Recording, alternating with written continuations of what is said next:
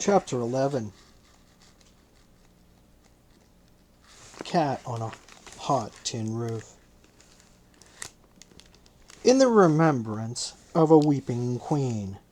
Shakespeare, King Richard II, 3.4, verse 106. 1958 was not a very good year for the Shah.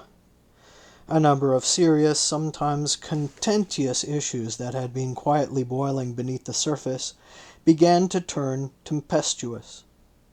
From his constant wrangling and haggling with the American government over the size of Iran's military, to his desperate desire for a son, with his infertile queen, the Shah's private and political life became even more than it had been a subject of controversy.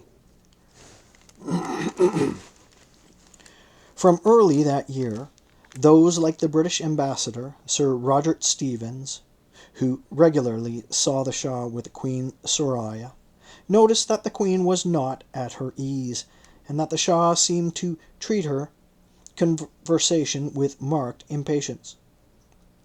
The once playful, even passionate relationship was beginning to look frayed.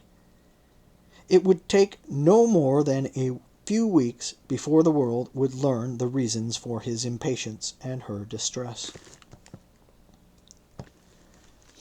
Events on the international level were no less traumatic for the Shah.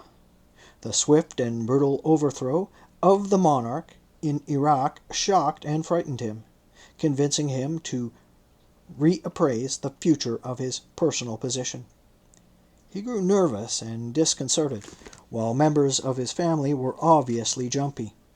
As a precaution, the Shah reinforced the protection for his residential palaces by transfer of tanks, which were now in evidence in the palace grounds. Soviet sources in those days were ever eager to embarrass the Shah, even reported that he had prepared a plane to escape if an Iraqi-style revolution should happen in Iran. The Iraqi coup was, for a variety of reasons, something of a personal warning for the Shah. The deposed young Iraqi monarch had been a rebuffed suitor to the Shah's daughter, Shahnaz. Moreover, it was the second time in about 5 years that a friendly monarchy in a Muslim country had been forcefully supplanted by a nationalist military junta. The first was the overthrow of the Shah's erstwhile brother-in-law, King Farouk of Egypt. But by 1958, the Shah had succeeded in consolidating all power in his own hands. Ministers were now expected to report to him directly, often circumventing Prime Minister Manouchiar Egbel. It was around this time that the Shah told a meeting of the cabinet that he was fountainhead of all authority in the country, and that he expected to be told in detail what was happening in every department of the government. A spelling on that name, just to add a personal note here. Manouchehr. Manouchiar, we'll say. Prime Minister Manouchiar Egbel. Back to it. A few of the Shah's advisers, as well as the British and American embassies, tried to convince him at the time that such a concentration of power in his hands was impractical in the short run and was likely to threaten the survival of the monarchy in the long run. The British embassy, for example, concluded that the Shah is not capable of discharging all the responsibilities he had taken into his hands. Iran will be a naked autocracy, tempered only by intrigue, greed, good manners, and efficiency. Many observers, domestic and international, believed that the Shah had to allow a clear distinction and separation between the regime, with him as its symbol, and the government, with the Prime Minister as its embodiment. Such a distinction was clearly stipulated in the Constitution. In the absence of such a distinction, the Shah was told any disgruntlement with the government would have no consequence other than regime change. If the Shah took responsibility and credit for everything that happened in the country, then he would also be blamed for every failure. The Shah, however, more than once rejected or ignored, even ridiculed these warnings, realizing that such a concentration of power was not only against the letter and spirit of the Iranian constitution, but contrary to the historic pattern, indicating the decline and actual power for nearly all existing monarchies.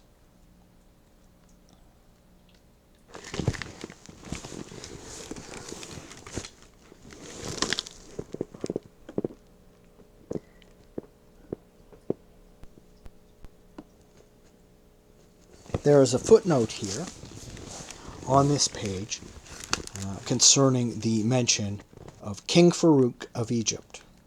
Footnote.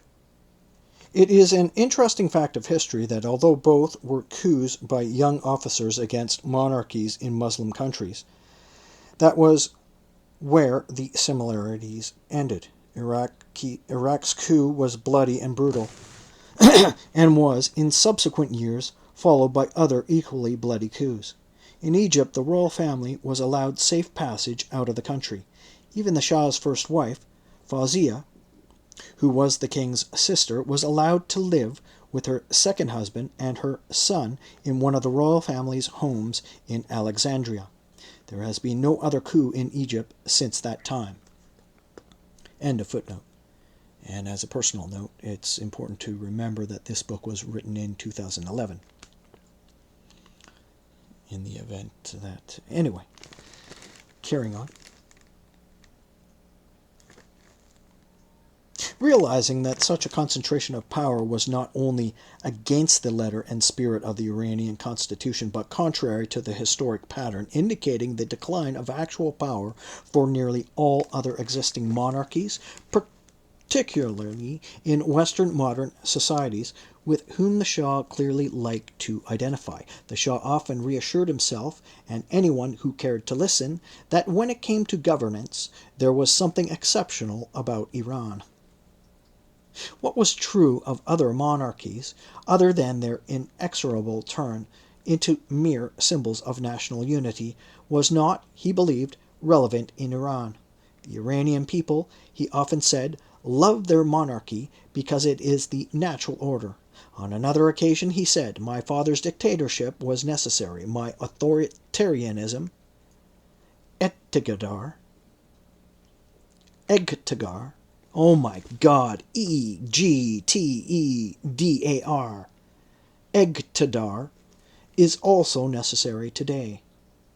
But he must have known, not so much by theoretical reason, but by personal experience, that monarchy, as an institution, had become an endangered species, a quirky oddity in the age of modernity.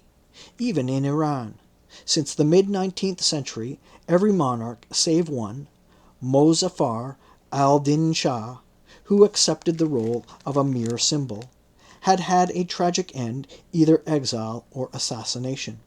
Furthermore, the rise of a group of nationalist officers in Iraq, buoyed by Gamal Abdel Nasser of Egypt's Pan-Arabism, made the Shah wary that a group of young nationalist officers might be tempted to try something similar in Iran. As it turned out, his anxiety was not altogether baseless.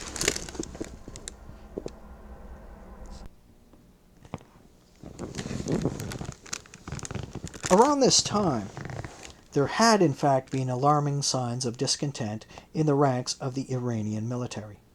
The Communist Tudeh Party's military network, discovered not long after the fall of Mossadegh in 1953, had been successful in recruiting more than 600 officers, many of them in key command posts.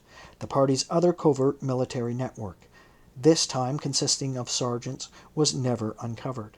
As late as 1958, the American National Security Council reported that reliable estimates state that perhaps 20% of the Iranian army was disaffected. In fact, in August of that year, between 4 and 18 Iranian army and gendarmerie officers, most of them of field grade, were arrested for anti-regime political activity.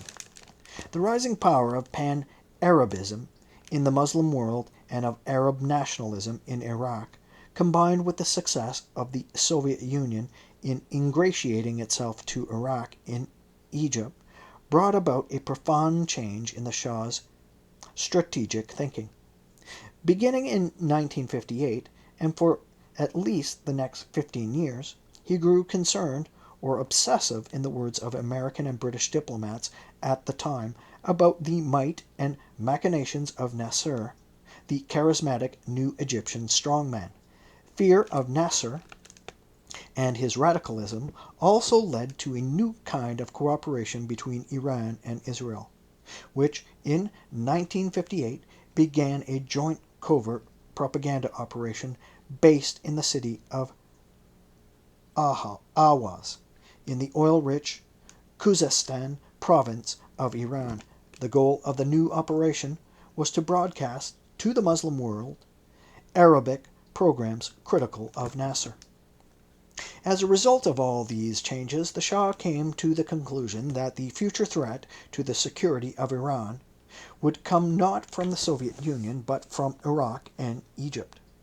Until then, Iranian military strategy had been single-mindedly focused on the fear of Soviet expansionism. As a result of the Shah's new thinking, new air bases and radar stations were built in the southern parts of the country near the border with Iraq.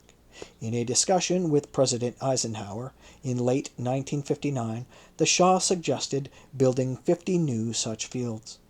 The combination of these domestic and international challenges convinced the American and British governments that the present political situation in Iran is unlikely to last very long. American officials predicted that the most likely outcome of the looming crisis was an attempt by certain military elements, possibly in collaboration with civilian elements, desiring liberal reforms to force the Shah back into the role of a constitutional monarch. There was, according to a National Security Council analysis at the time, a growing educated middle class in Iran, and they formed the basic opposition to the Shah. Increasing numbers in these groups find Iran's antiquated feudal structures and the privileges of the ruling classes anachronistic in a modern world. Moreover, the business activities, generally irresponsible and in some cases outright corruption of some members of the royal family, and others in the elite, were contributing to the growing popular discontent. Though written in 1958, more or less the same words could be and were used 20 years later to describe the root causes of the 1979 Islamic Revolution.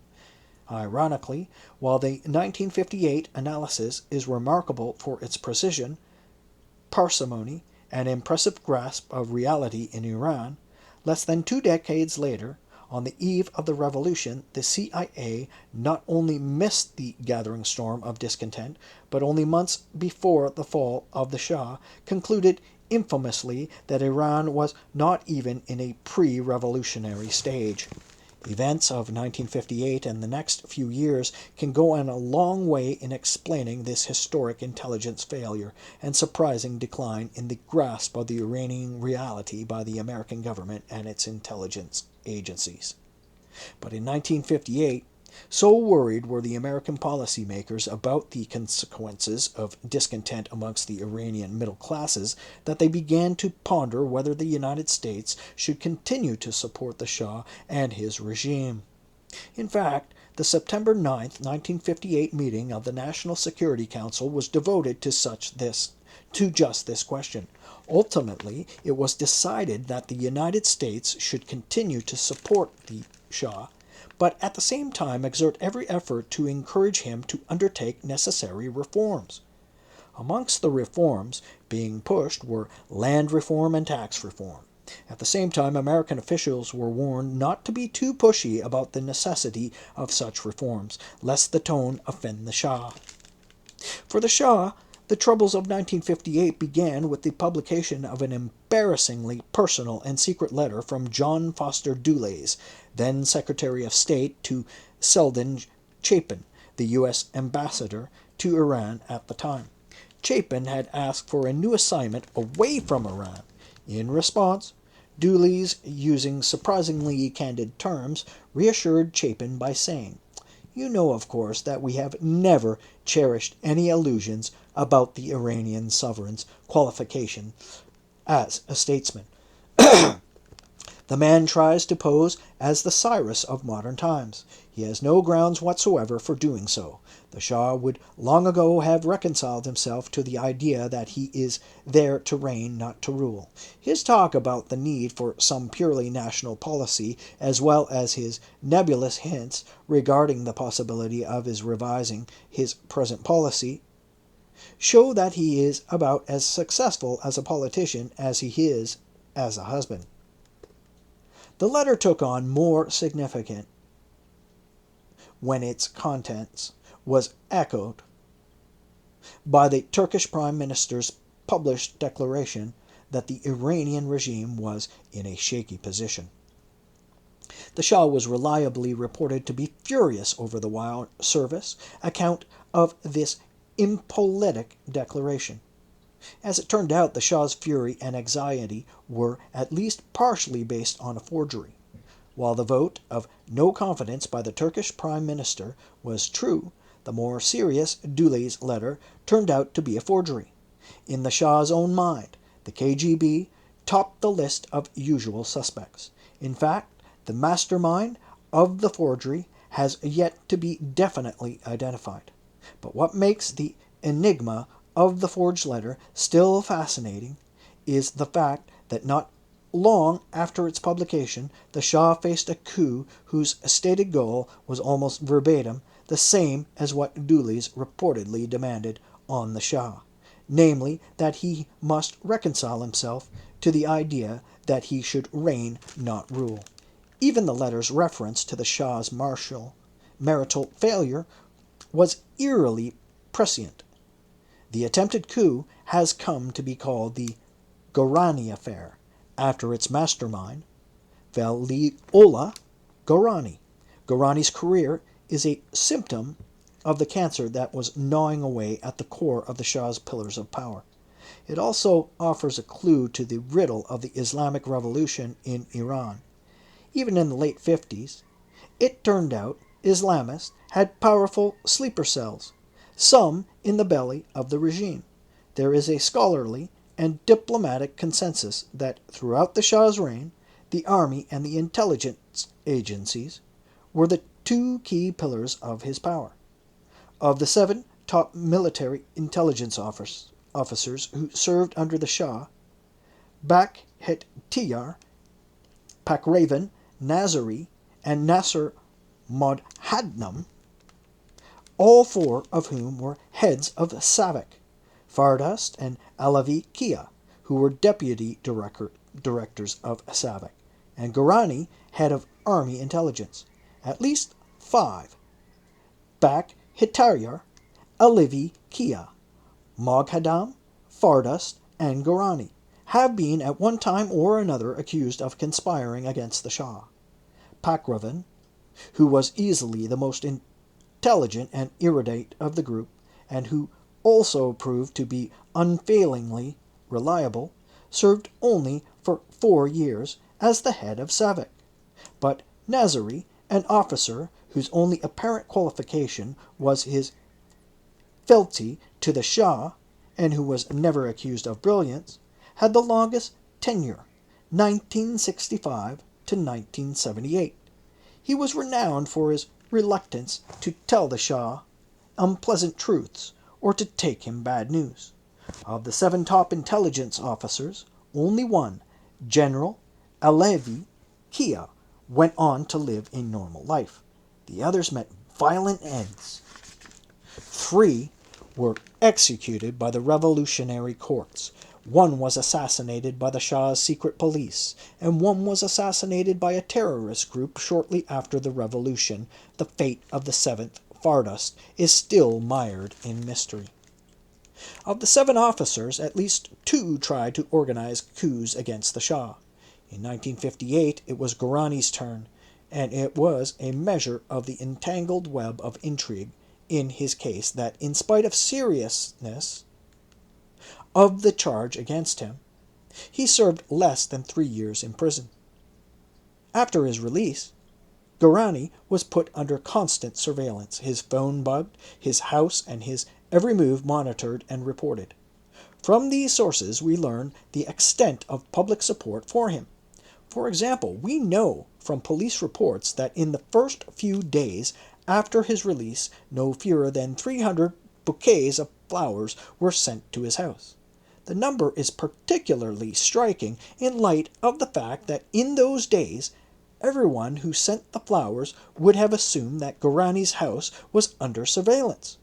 From the same sources, we learn that before long Gurrani was in open collaboration with anti-Shah clerics who played a key role in the 1979 Islamic Revolution. In fact, there is evidence that even at the time of his attempted coup, he was working with religious clerics. The British Embassy in Tehran, for example, reported that Imam Joma, although appointed by the Shah, is the leader of a group with which General Gurrani is known to have contacts. When the Shah tried to force into exile one of the clerics who had allegedly cooperated with Gurrani, Ayatollah Borojerdi, Shi'ism's top cleric, was reported to be furious about the development and in protest threatened to leave the country. The Gurrani accomplice was not exiled, and the Ayatollah did not go on his journey of protest.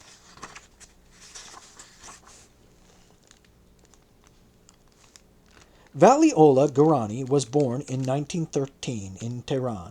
His family was solidly middle class and religious. He was 17 when he joined the military, and he was one of the top 3 students of the class in the Officers' Academy.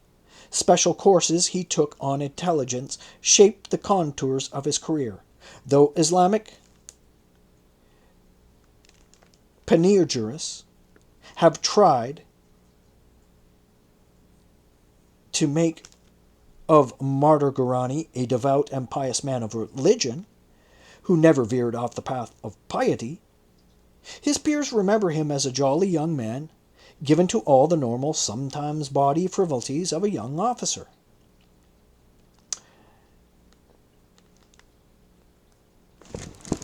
Again, back to that.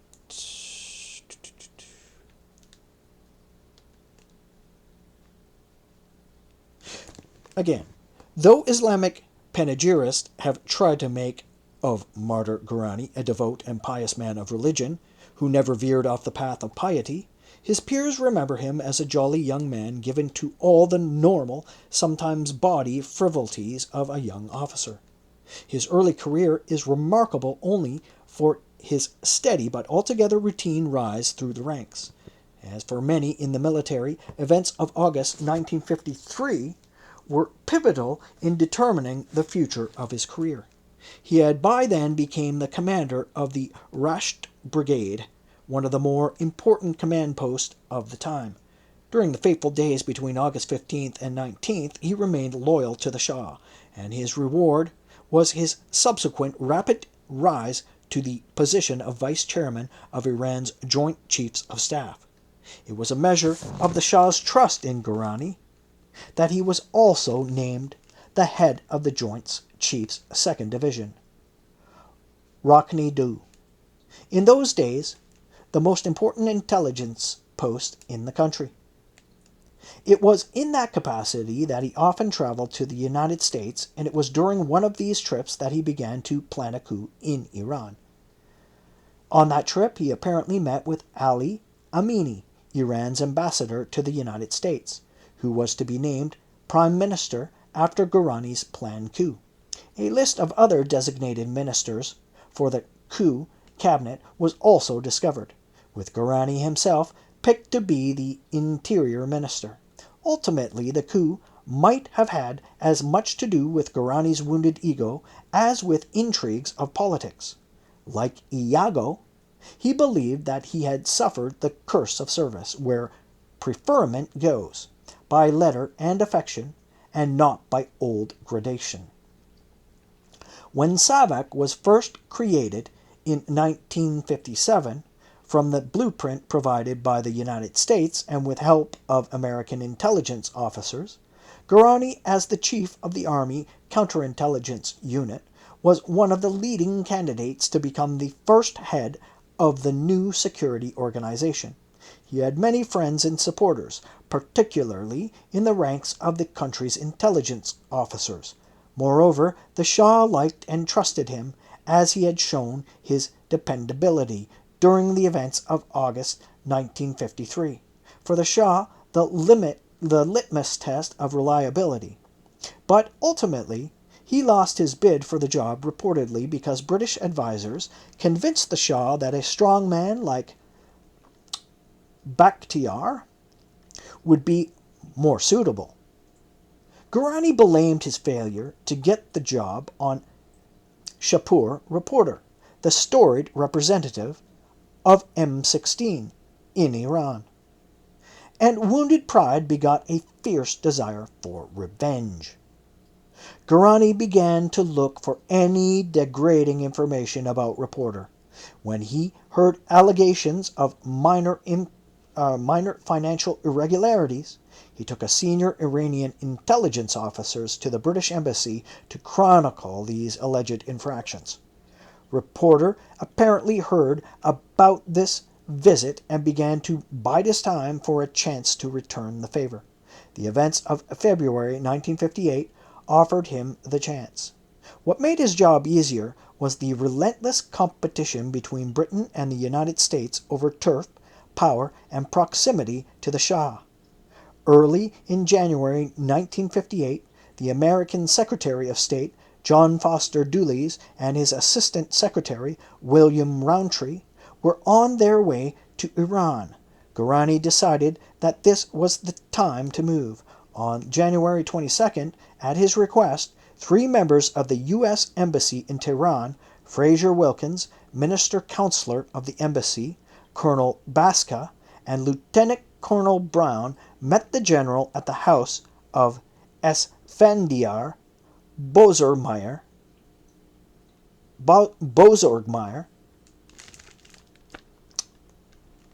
Fraser Wilkins, Minister Counselor of the Embassy, Colonel Baska, and Lieutenant Colonel Braun met the general at the house of Esfandiar Bozorgmeyer. I tell you, some of these names stop you dead in your frickin' tracks. The full memorandum of that conversation is still classified as sensitive, special handling required, not releasable to foreign nations. A redacted memorandum for the record of the discussion offers the following synopsis of what transpired. In brackets, Guarani and Bozorgmeyer said, "The present government has no popular support and is despised by the mass of Iranian people and particularly by the professional and intellectual groups. The Soviets are quite openly engaging in penetrating and wooing the Iranian people. Therefore, Guarani stated that it is urgent that a change in government be brought about. Bozorgmeyer stated for Guarani that they have an intellectual group of 2,000 Iranians, 1,200 of whom were educated in the U.S., and the balance attended the American University of Tehran. The approach to the Shah, that he should reign and not rule, should be made by someone outside of Iran, with the inference that Secretary Dulles should make such a demand to the Shah." Now, nowhere in the report of the meeting is it made clear why the embassy officials decided to meet with such a high-ranking Iranian official under circumstances that clearly smacked of conspiracy, nor do they explain why they chose not to report the coup plans to the Shah. 9 days after the meeting, Bozorgmeyer, Guarani's chief accomplice in the affair, flew to Athens, where he met with Assistant Secretary Roundtree. During the meeting, Bozorgmeyer complained about the fact that there was now considerably less freedom in Iran, and under Mossadegh, that present government was completely without power. Bozorgmeyer also talked about what he knew would be of most interest to the American officials, claiming that the Shah and government have softened considerably towards the Soviet Union, with a constant danger Iran will accept large-scale Soviet aid. Events in subsequent months showed surprisingly that the report of the Shah going soft on the Soviet Union was not altogether without foundation. Back in Tehran, conscious of the internecine turf wars between different intelligence and police agencies, and of the rancor and personal jealousies amongst leaders of the regime, Ghorani's next step was to concoct a clever camouflage for safeguarding his conspiracy. He told the Shah that he planned to lay a trap for disgruntled officers, politicians, and intellectuals by inviting them to participate in a conspiracy against the government. But in spite of his Machiavellian guile, he had failed to take into account the continued power of British intelligence and the personal power of his nemesis, Shapur Reporter. The plotters were only in the early stages of their plans when they were all arrested. On February 27th, in an angry communiqué, the Iranian government announced that 39 Iranians, including General Ghorani, had been arrested for attempting to overthrow the government, and that an unnamed foreign power was involved. The reference to the foreign power was, according to the British Embassy in Tehran, intended to give the Americans a fright. In later versions of the communiqué, the reference to foreign powers was deleted on that same day. The Shah asked to see Selden Chapin, the American ambassador, and with a great show of indignation told him the U.S. Embassy personnel had encouraged the Ghorani plot by talking to the plotters. Chapin tried his best to convince the Shah that America had no role in the affair, fearing that the ambassador's words of reassurance might not work. The American government also combined them with a threat indicating to the Shah that there will be difficulties with aid appropriations if requests are made for the withdrawal of any embassy personnel. The efforts worked, albeit temporarily. The next day, the government modified its statement, ostensibly to quell public speculation, by stating that only 5 Iranians tried to seek help from foreigners to bring about a new government pledge to safeguard foreign interests. The declaration stated that the foreigners ignored the pleas of the plotters. But the Shah's claim was short-lived. After a couple of days, much of his consternation, he heard about the meeting between the conspirators and the U.S. Assistant Secretary in Athens. It is not clear how he found out, but British intelligence and Shapur Reporter remained the key suspects. Once again, the Shah was incensed. The American ambassador was called to the court. Before setting out for what he knew might be a contentious meeting, Chapin asked the State Department for instructions on how to deal with the fulminating king. This time, Dulles ordered the embassy to stand firm. The Shah should understand the nature of contacts in Athens, Dulles wrote back. Roundtree had no previous knowledge that Bozorgmeyer was in Athens when he received telephone call asking for few minutes meeting. This lasted 20 minutes, in course of which Bozorgmeyer mentioned no plans for organizations and requested nothing. He merely discussed in general terms situation in Iran. Roundtree had no knowledge of Bozorgmeyer's present activities or associations and was under impression Bozorgmeyer was still official of GOI, Government of Iran. In other words, Hard as it may be to fathom, the American government again claimed that it had nothing to do with the conspiracy and that the meeting had not been previously planned, but was essentially imposed on Roundtree. The Shah tried to use the occasion and the embarrassment faced by the American government to begin pushing for an end to any contact between American intelligence or diplomatic officials and Iranian opposition figures.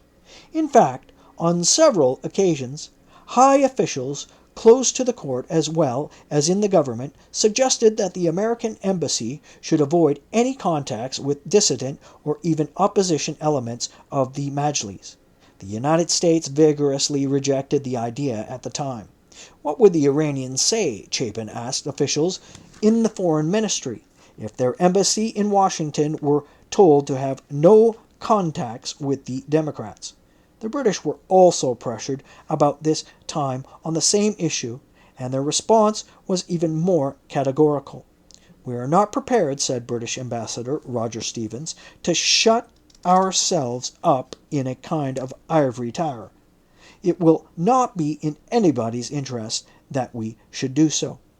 Faced with these stern rejections of his request, the Shah eventually changed his mind, telling Chapin that all he was asking for was that the U.S. military not discuss intelligence and political matters with his military.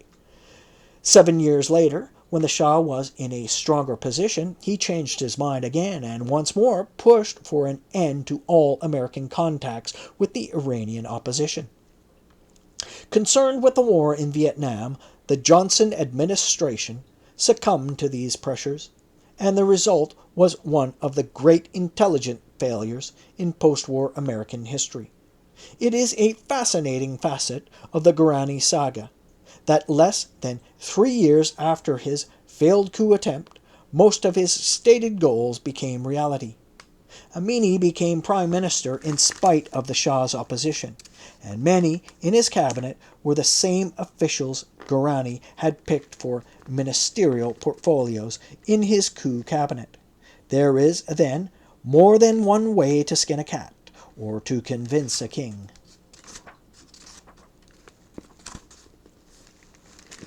During the days and months when the Shah was preoccupied with Gorani, the Gorani affair, another long-simmering crisis, this time in his personal life, began to surface. The impatience the British ambassador had detected in the Shah's unusually playful relations with Queen Soraya was rooted in the fact that by the early 1958, the couple had, after repeated efforts and examinations, accepted the fact that they were incapable of having any children together. The decision had come at the end of a long saga that had begun only 7 months after their marriage in early 1951, when at the time the court announced she would be traveling to Europe for medical treatment. Rumors about the infertility began to circulate, but as Soraya clearly admits, at the time and for the first couple of years of their marriage, so long as the Shah had to fight with Mossadegh for his throne, the absence of an heir scarcely counted as a problem of state. But then, in October 1954, when the Shah was well ensconced in power, as the royal couple began to plan for their upcoming trip to the United States, the Shah surprised his wife by telling her of his serious concern about the succession to the throne and suggesting that in their upcoming trip to the United States she should have herself examined by a fertility specialist. Pressure on the Shah to produce an heir had begun long before, early in 1954, when it was rumored that the Shah was considering nominating his only daughter as heir presumptive. Newspapers in Tehran pointed out that such an appointment could not be done without the constitutional amendment. Moreover, there were indications that one of the Shah's aspiring brothers had inspired these press reports. Ali Reza and Abdul Reza were the main suspects. With Ali Reza's death, the issue of succession found new urgency. Tensions were particularly intensified after the Shah's daughter, Shahnaz, married to Ardashir Zahidi, announced that she was pregnant and, much to the consternation of the court, claimed that should she have a son, her baby would be heir to the throne. The Shah was particularly upset by his daughter's claim, saying in private that Azahidis could not continue the dynasty of the Pahlavis.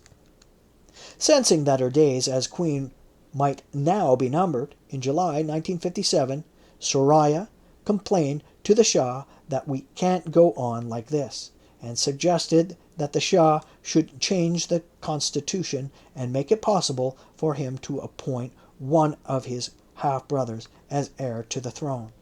Such a change, the Shah told her, requires the approval of the Council of Wise Men. But in the articles of the Constitution dealing with legal ways of amending it, there was no provision for such a council, and the Shah must have known that. He had already changed the Constitution once.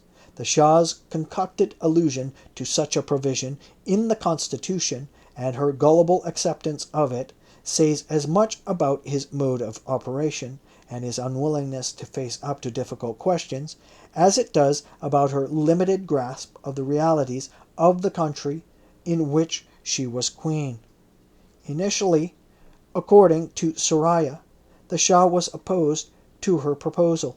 Eventually, he grew used to the alternative. He agreed to convene the Council of Wise Men for that purpose. It was also decided that she should leave the country and await the vote of the council and the eventual change of constitution. There is no evidence that the Shah ever seriously considered the idea of such a change. Moreover, such a move would have been sure to rouse the ire of his family, particularly his dominating mother, whose open rift with Soraya was by then a matter of public knowledge. Some have even suggested that for the last 3 years of her tenure as the queen, Soraya never visited the queen mother's home. On February 13, 1958, almost to the day, the 7th anniversary of her royal wedding, Soraya left Iran for Europe. Ostensibly, it was for a vacation. In reality, she had known for some time that she might never return. In the months before her departure, she systematically put her house in order, collecting in a suitable place those things which belonged to her. After her departure, the Shah did convene a council of elder statesmen, past and current, prime ministers and ministers, as well as some generals, and entrusted them with the task not of changing the constitution, but of finding a solution to the problem of the queen's failure to produce an heir. According to Soraya, after a few days the council sent 3 emissaries to Europe to win her support for the idea that she should remain the queen, but that the Shah would take a second wife, whose purpose would be to produce a male heir. She rejected the offer, even after she was reminded that the Shah's own mother had accepted the idea. She blames the Shah for the unacceptable offer, calling him fundamentally an Oriental. It was, she believed, because of this Oriental blood that the Shah did not model his conduct after that of the Duke of Windsor, who sacrificed his throne to love. The Shah telephoned his estranged queen on several occasions and gave her an often hopeful progress report of the council's deliberation. He even told her that he had suggested the change in the constitution and that they had rejected it. On March 5th, the Shah called again, this time in a cool and factual tone, and asked her to reconsider the 2 wives option. She rejected the idea once again.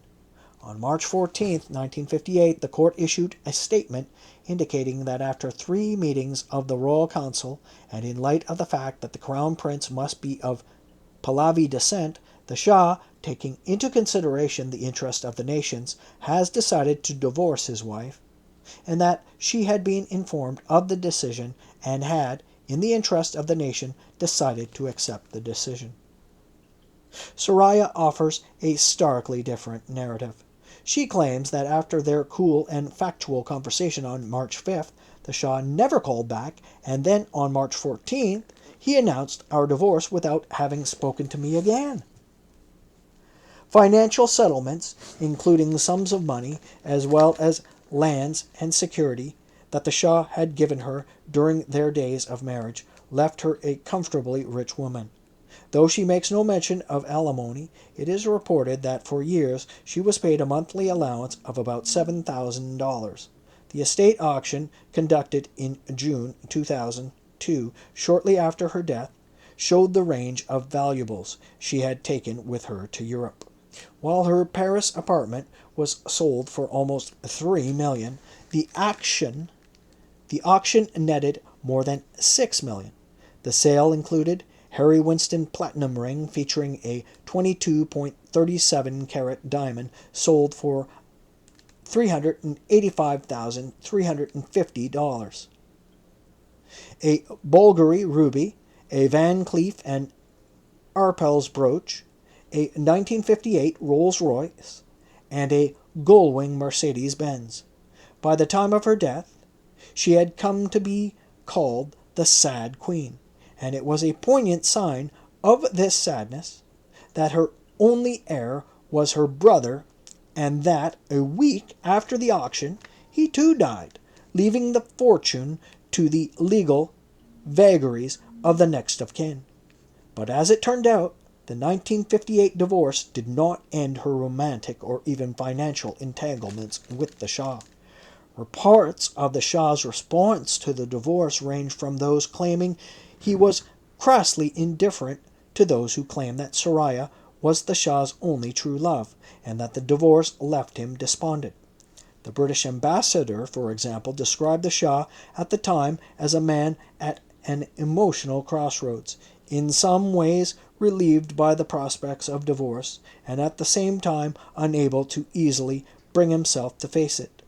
Others close to the court told the American embassy that the Shah is relieved to be rid of the Queen, and that his first despondency was more feigned than real. In one of the Shah's biographies, it is even claimed that on the night the announcement of the divorce was made public, the Shah went to Hotel Darban, a fashionable Tehran night spot at the time, and invited a ravishing European blonde to dance. At the same time, the Shah wanted to know what the British government thought about such a divorce, and he was relieved to feel that the divorce would not be a stumbling block to his upcoming trip to England and his relationship with the British government.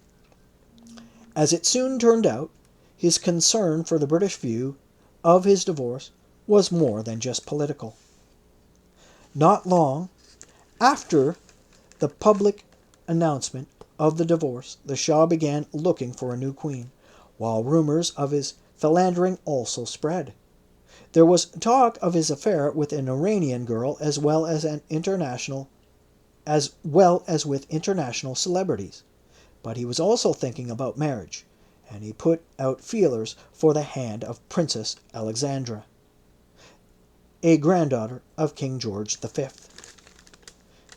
3 years earlier, on a visit to England, the Shah had made it known through various means that he coveted the Order of the Garter, or the most noble order of the Garter. But the feelers he sent out for the Garter and for Alexandra were both met with a cold shoulder. In fact, his feeler about Princess Alexandra was, according to Sir Dennis Wright, dead on arrival. The Shah's search for a fertile European queen next took him to Italy, where he tried to marry Maria Gabriella, the daughter of Umberto II, the last king of the country, and of the House of Savoy. He had met her in Europe, and on more than one occasion spent time with her, including a week in Switzerland, where he stayed at the lakeside villa of his son-in-law, Ardashir Zahidi. The problem in this case was more theological than political. Shiite clerics in Iran and the Pope in Italy posed serious problems for such a marriage. Gabriella was a Catholic, and her father was particularly devoted to the demands of the faith. A marriage with the Shah would pose at least two problems. On the one hand, there was a question of religion for the couple's future children. Would they be baptized and raised Catholic, as her faith demanded, or would they be raised Muslims, as required by Islamic law? Some courtiers suggested a compromise alternative. The question of the children's religion would be deferred to the time when they reached maturity.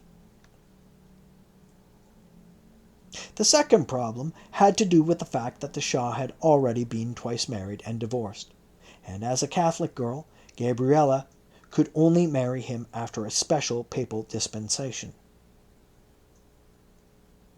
That might well explain the unusual circumstances of the Shah's trip to the Vatican in late 1958.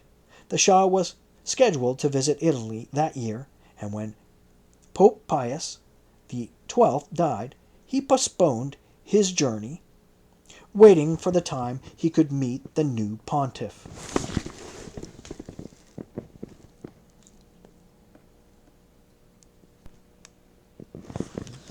There is a footnote on the mentioning of the Order of the Garter. Footnote: the Order of the Garter was the oldest order of chivalry in Europe, going back to the time of Edward II, around 1348 to 1351. According to at least one myth, the Garter first came into vogue during the Crusades. Richard I, then fighting the Muslim infidels, tied garters around the legs of his knights. Membership in the order has always been limited, often to no more than 25, consisting of the sovereign and a few more blue bloods. On rare occasions, foreign monarchs called supernumerary knights were also invited to join. Worried for much of his life about the approbation of the British, this was, one can surmise, the Shah's way of ensuring, in his own mind, that he had finally been accepted by the British. End of footnote. In Rome, the Shah stayed at the Hotel Excelsior, where he had stayed during the anxious days of August 1953. He met Pope John the 23rd on December 1st, exchanged gifts, and discussed matters of mutual interest. Vatican documents are kept confidential for 75 years, and thus accessing the minutes of the meeting is still impossible. All we know about the meeting is the gifts the two leaders exchanged.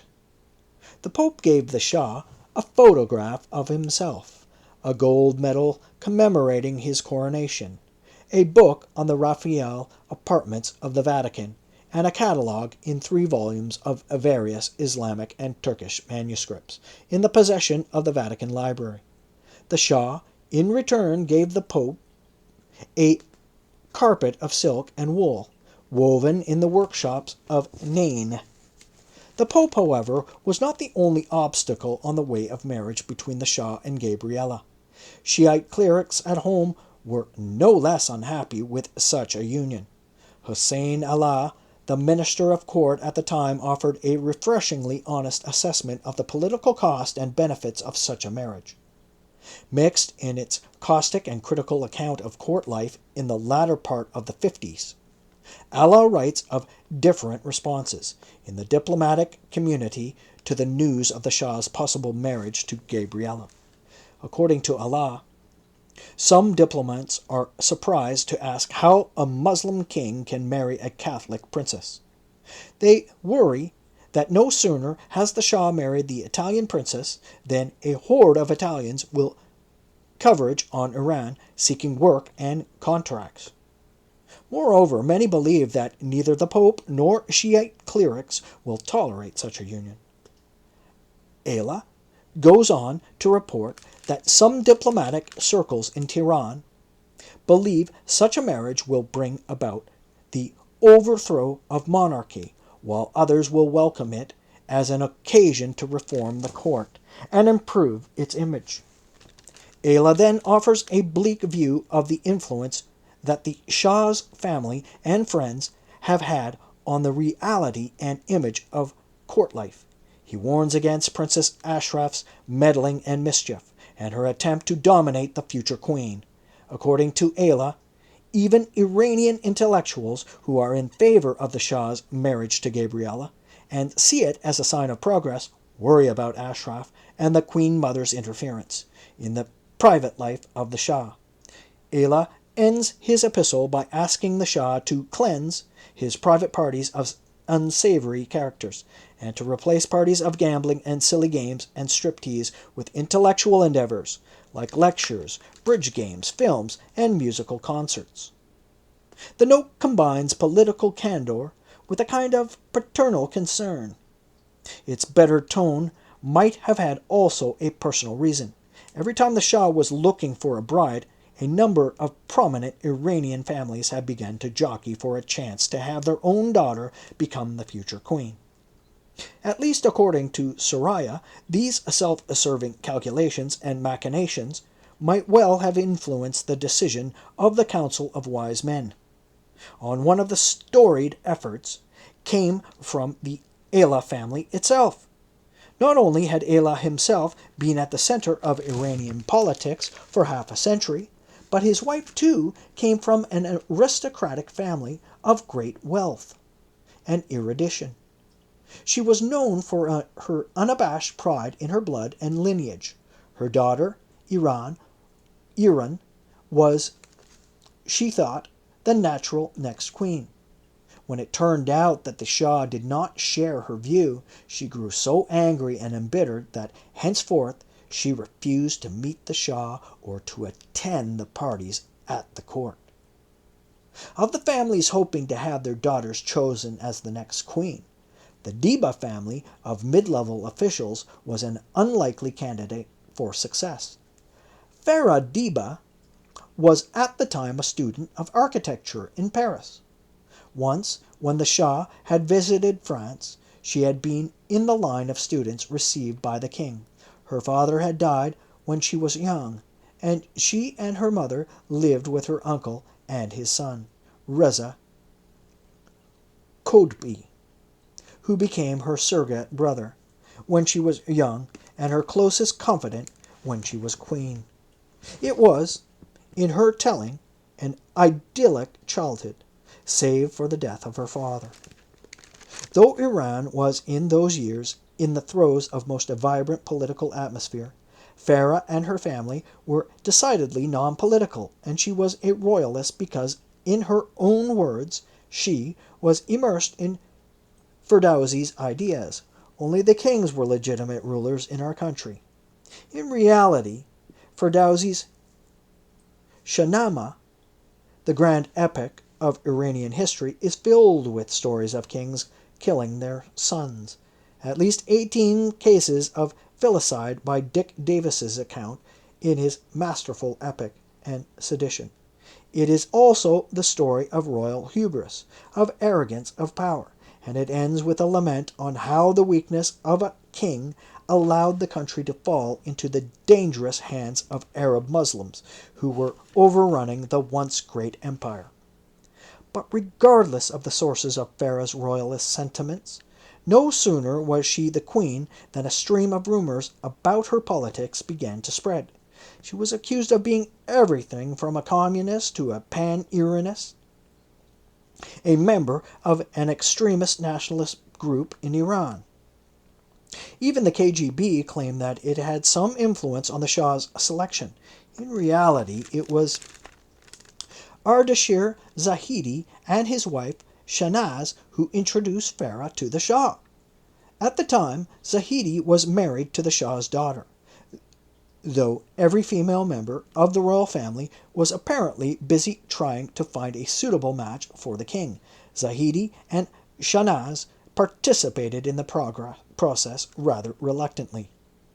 At Zahidi's house, the Shah met Farah for the first time, and after a couple of more meetings in the same place, they danced and listened to music and played parlor games.